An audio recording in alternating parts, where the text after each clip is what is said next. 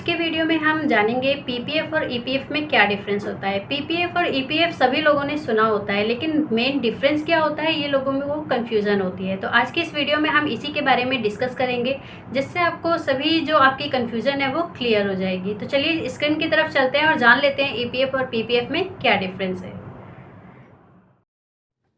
चलिए देख लेते हैं ईपीएफ और पीपीएफ में क्या डिफरेंस है। तो फर्स्ट नंबर हमारा है स्कीम ऑफर्ड बाय। तो ईपीएफ की जो स्कीम है ये कहाँ पे आप ओपन करा सकते हैं अकाउंट, तो ईपीएफओ के अंडर में ये अकाउंट ओपन होता है। अगर आप किसी कंपनी में जॉब कर रहे हैं तभी ये अकाउंट आपका ओपन होता है। पीपीएफ आपको खुद से ओपन कराना होता है पीपीएफ अकाउंट, जो कि किसी भी बैंक में या फिर किसी भी पोस्ट ऑफिस में जाके आप ओपन करा सकते हैं।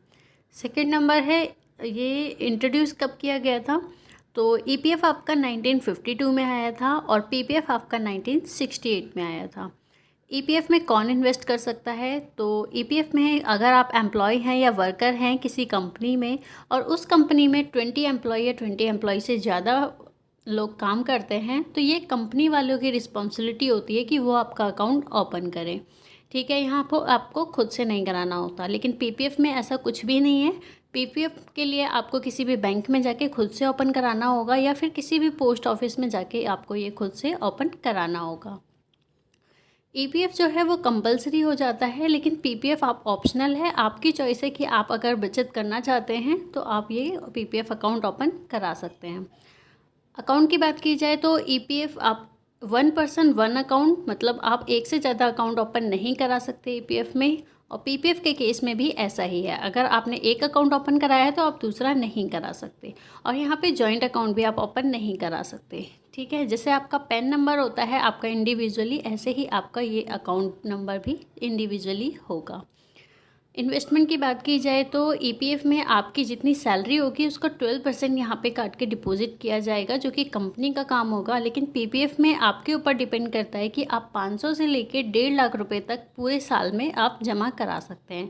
आप चाहें तो इसे मंथली एक इंस्टॉलमेंट भी बना सकते हैं, चाहे तो कितना भी आप जमा करना चाहें वो एक बार में भी करा सकते हैं और मंथली भी करा सकते हैं। आपके ऊपर ये टोटली डिपेंड करता है आप कितनी सेविंग करना चाहते हैं।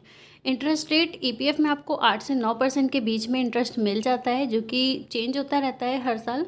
और पीपीएफ में 7 से 8% में आपको यहाँ पे इंटरेस्ट मिल जाएगा। ये भी 7 से 8 के बीच में ही लाई करता है। और हो सकता है ये थोड़ा बहुत पॉइंट में चेंज हो जाए, मे बी थोड़ा सा ज़्यादा हो जाए या थोड़ा सा कम हो जाए। लॉक इन पीरियड ईपीएफ के केस में आप जब किसी कंपनी में काम कर रहे हैं और वहाँ से रिटायर होते हैं, तो रिटायर होने के 3 महीने बाद आप यहाँ से अपना पैसा निकाल सकते हैं। या फिर आप किसी गवर्नमेंट एम्प्लॉय है या फिर लॉन्ग टाइम तक आप किसी प्राइवेट कंपनी में भी काम कर रहे हैं, तो आप इसे रिटायरमेंट के बाद ही निकालें, क्योंकि इसमें अच्छी खासी सेविंग हो जाती है। पीपीएफ में क्या है, अब यहाँ पे लॉक इन पीरियड आपका 15 साल होता है। 15 साल से पहले आप यहाँ पे पैसे नहीं निकाल सकते। तो 15 साल के बाद आपका मिनिमम ईयर होगा, उसके बाद आप यहाँ पे ये मैच्योर हो जाएगा।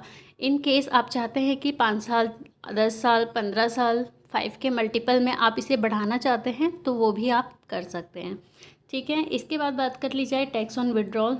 तो देखिए, आप इस ईपीएफ में अगर 5 साल आप किसी कंपनी में ज्वाइन कराया और 5 साल तक आपने काम किया, उसके बाद अगर आप निकालते हैं तो ये टैक्सेबल नहीं होगा, कोई टैक्स नहीं लगेगा।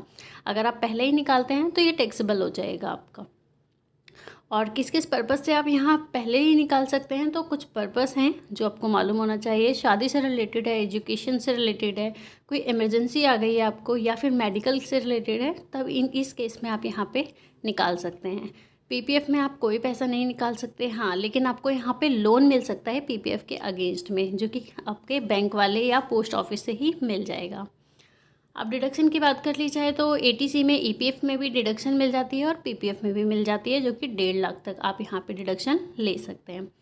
ये एक रिटायरमेंट सेविंग स्कीम है। ये सेविंग स्कीम है जो कि आपके बुढ़ापे का सहारा है, एक तरीके से कह सकते हैं। आपके बुढ़ापे के लिए ही ये पैसा यहाँ पे इकट्ठा हो रहा है। और पीपीएफ में भी आप कह सकते हैं कि अगर आप 15 साल के लिए यहाँ पे जमा करा रहे हैं तो ऑब्वियसली आपके फ्यूचर में ही ये काम आने वाला है।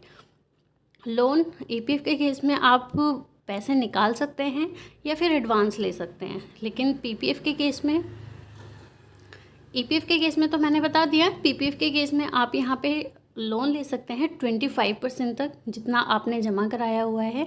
लेकिन यहाँ पे समझने वाली बात यह है कि जितना हमें इंटरेस्ट मिल रहा होता है पीपीएफ अकाउंट में, और जब आप लोन लेते हैं तो लोन आपको 1% एक्स्ट्रा रेट पे मिलता है। जैसे मान लीजिए यहाँ 7% पे आपको इंटरेस्ट मिल रहा था, तो अब आप लोन लेंगे तो आपको 8% पे वो लोन मिलेगा, 1% एक्स्ट्रा रेट आपको देना पड़ेगा। रिस्क देखिए, रिस्क फ्री होते हैं, दोनों में ही कोई रिस्क नहीं होता, बिल्कुल सेफ़ होते हैं ये।